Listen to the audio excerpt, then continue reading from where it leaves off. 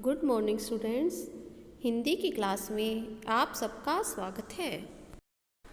आज का सुविचार सुनिए।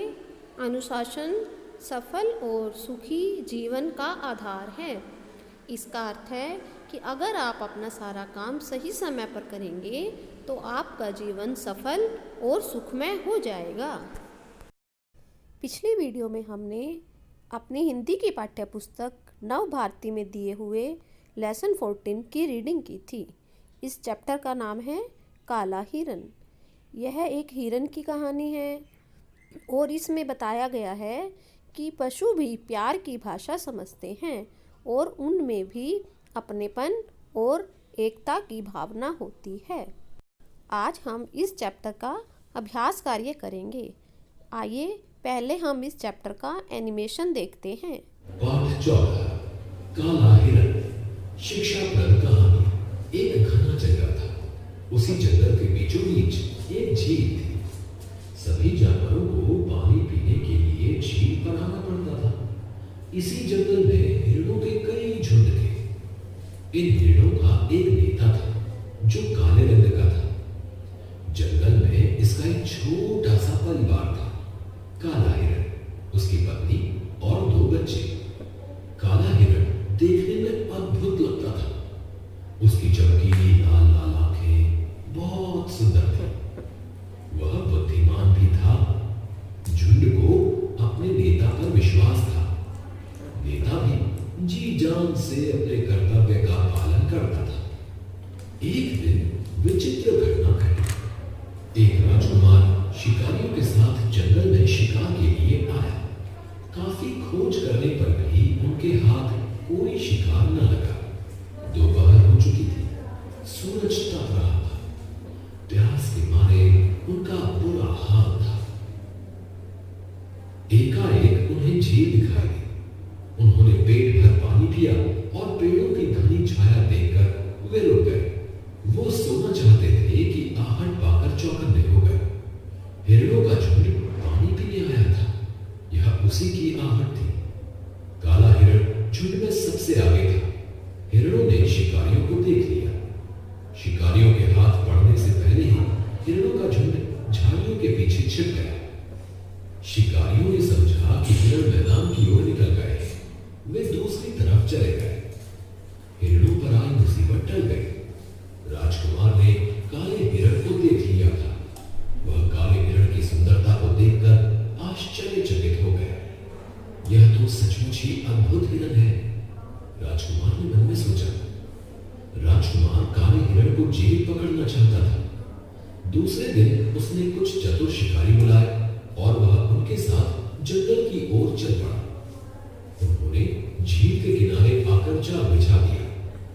कुछ ही देर में शिकारियों को हिरण आते दिखाई दिए। शिकारी झाड़ियों के पीछे छिप गए। हिरणों का झुंड झील की ओर बढ़ा। काला हिरण झुंड के आगे आगे चल रहा था। वह नेता जो था। शिकारियों को देखकर हिरणों में भगदड़ मच गई। उसी भगदड़ में काला हिरण जाल में फंस गया। काले हिरण को जाल में फंसा देखकर बाकी हिरण भी रुक गए। सारे हिरण घेरा बनाकर काले हिरण के पास आकर खड़े हो गए। जानवरों की एकता का एक अद्भुत दृश्य था। उसी समय हिरणी झुंड से बाहर निकली। उसकी आंखें आंसुओं से गीली थी।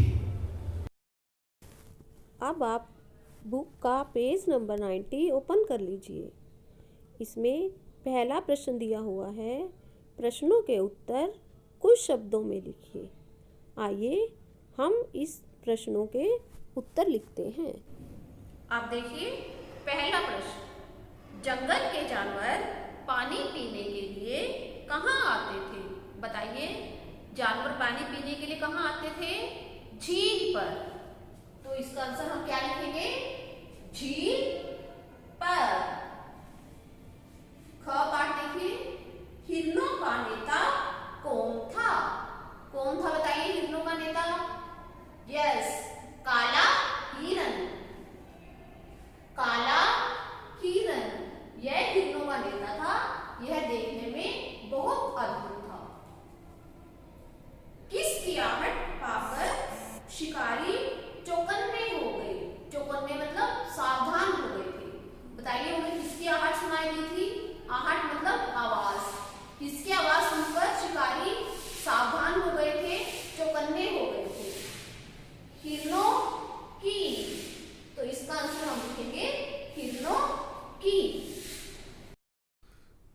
आप देखिए ये मौखिक प्रश्न। आपने इन प्रश्नों के उत्तर लिखने नहीं हैं, सिर्फ समझने हैं। मैं आपको इन प्रश्नों के उत्तर समझाती हूँ। पहला प्रश्न देखिए क्या है, काला हिरन कैसा था। देखिए हमने पूरी कहानी पढ़ी है काले हिरन के बारे में, तो बताइए वो कैसा था। काला हिरन बहुत अद्भुत था। उसकी लाल लाल चमकीली आंखें बहुत सुंदर थी और वह बुद्धिमान भी था। बताइए राजकुमार किसको पकड़ना चाहता था। राजकुमार काले हिरन को पकड़ना चाहता था। आपको जानवर कैसे लगते हैं और आप इनके लिए क्या क्या करना चाहते हैं। देखिए ये तो आप जानते ही हैं कि जानवर हमारे बहुत काम आते हैं, जैसे गाय, भैंस आदि। कुछ जानवर हमें दूध देते हैं, कुछ जानवर बोझा ढोने के काम आते हैं और कुछ सवारी करने के भी काम आते हैं। तो हम जानवरों की देखभाल करना चाहते हैं। जैसे कुछ पशु होते हैं जैसे गाय, इनको हम रोटी खिला सकते हैं। कुत्ता, उसे हम दूध पिला सकते हैं। इस प्रकार हम इनकी देखभाल करना चाहते हैं। अब देखिए ये प्रश्न पाठ से आगे।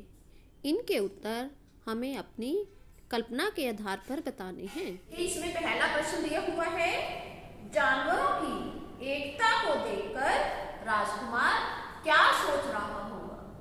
देखिए जब सभी जानवर काले हिरन के आसपास इकट्ठे हो गए थे तो जानवरों की एकता देखकर राजकुमार सोच रहा होगा कि जानवर किस तरह आपस में मिलजुल कर रहते हैं। तो हम सब इंसानों को भी इनसे सबक लेना चाहिए और हमेशा मिलजुल कर ही रहना चाहिए। दूसरा प्रश्न देखिए, राजकुमार के बगीचे में आकर हिरन और हिरनी को कैसा लग रहा होगा। देखिए बच्चों ये तो आप समझ ही गए होंगे कि जानवर भी प्यार की भाषा समझते हैं। अगर कोई उन्हें प्यार करता है तो वे भी उसके आसपास आना चाहते हैं। तो राजकुमार ने हिरन पर दया की थी और उसे छोड़ दिया था। तो हिरन और हिरनी भी राजकुमार के बगीचे में उनसे राजकुमार से मिलने के लिए आए थे। अब आप अपनी बुक का पेज नंबर 91 देखिए। इस पर दिया हुआ है भाषा की दुनिया। पहले मैं आपको ये सभी क्वेश्चन समझाऊंगी और उसके बाद हम अपनी बुक में लिखेंगे। इसका पहला प्रश्न देखिए क्या है।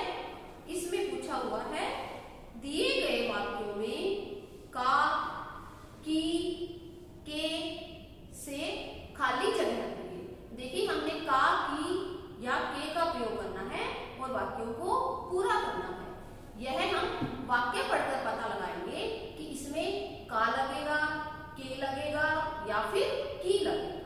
तो पहला वाक्य पढ़िए क्या है, पेड़ों डैश घनी छाया देखकर वे रुक गए।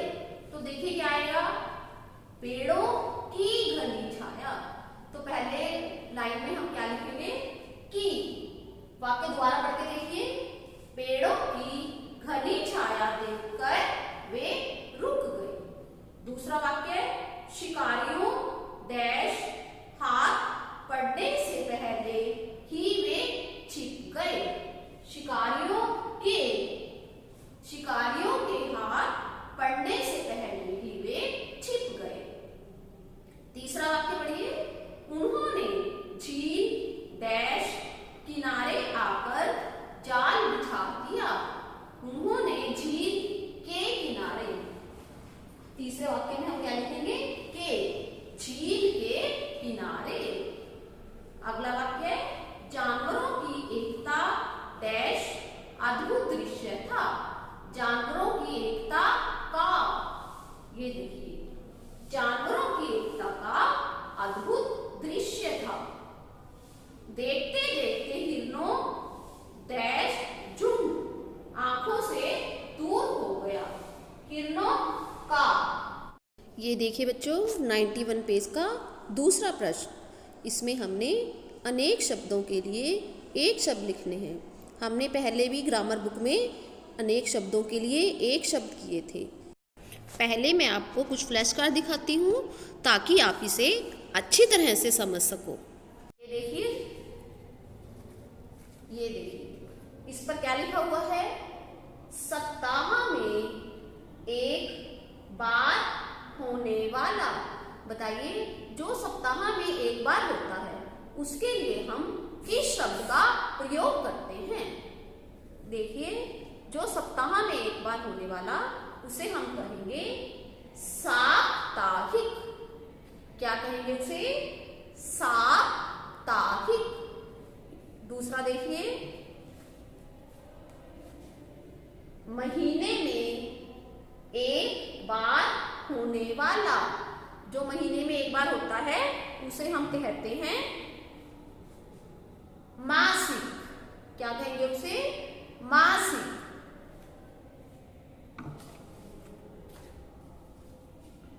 मूर्ति बनाने वाला। मूर्ति बनाने वाले को हम क्या कहेंगे? मूर्तिकार। इसके अलावा बच्चों देखिए, जो हमें पढ़ाते हैं, हमें पढ़ाने वाले वो कौन होते हैं? अध्यापक। हम पढ़ाने वाले अध्यापक। जो मिट्टी के बर्तन बनाता है वो कौन होता है? कुम्हार। मिट्टी के बर्तन बनाने वाला कुम्हार। इस तरह बच्चों, जब हम अनेक शब्दों के लिए एक शब्द का प्रयोग करते हैं तो इससे भाषा सुंदर लगती है और लिखने में भी आसानी होती है। इसमें देखिए, सबसे पहले पूछा हुआ है जो बोल ना सके। जो बोल नहीं सकता उसे हम क्या कहेंगे? मूक। मूक का अर्थ होता है चुपचाप, जो बोल नहीं सकता। जैसे पशु। पशु बोल नहीं सकते, लेकिन पशुओं की भी मूक भाषा होती है। जिसमें बुद्धि हो, बुद्धिमान। शिकार करने वाला। बताइए बच्चों, जो शिकार करता है वो कौन होता है? शिकारी। ये देखिए, शिकारी। उसके बाद है जो राज करता हो। राज करने वाला। क्या कहेंगे आप उसे? राजा। राज करने वाला राजा। जो डरता ना हो, निडर। जंगल में रहने वाला, जंगली। इस तरह आपने अनेक शब्दों के लिए इन सब एक शब्दों का प्रयोग करना है। तीसरा प्रश्न देखिए, दिए गए विशेषण शब्दों के लिए विशेष्य शब्द पाठ में से ढूंढ कर लिखिए। देखिए, इसमें कुछ विशेषण शब्द दिए हैं और हमें इनके साथ विशेष्य लगाने हैं। आइए पहले हम विशेष्य और विशेषण के बारे में समझते हैं। मेरे हाथ में ये क्या है? ये देखिए, बताओ क्या है ये? मांस। तो बताइए, इसका रंग कैसा था? सफेद। कैसा रंग था इसका? सफेद। अब ये देखिए, ये क्या है? बोतल। इसका रंग कैसा है? हरा। ये क्या है? पेन। पेन का रंग कैसा है? गुलाबी। और ये कितने पेन हैं? एक। ये क्या है? बंदर। बताइए, बंदर कैसा होता है? नटखट। और इसका रंग बताइए कैसा है? भूरा। ये कैसा जानवर है? जंगली या पालतू? ये एक जंगली जानवर है।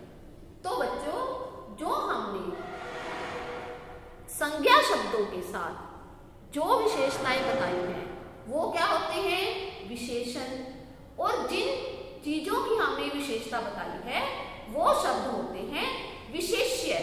जैसे बंदर, मांस, बोतल, पेन, और ये एक और देखिए क्या है? ये पत्ता। तो ये सारे शब्द क्या कहलाते हैं? विशेष्य। क्या कहेंगे हम इन्हें? विशेष्य।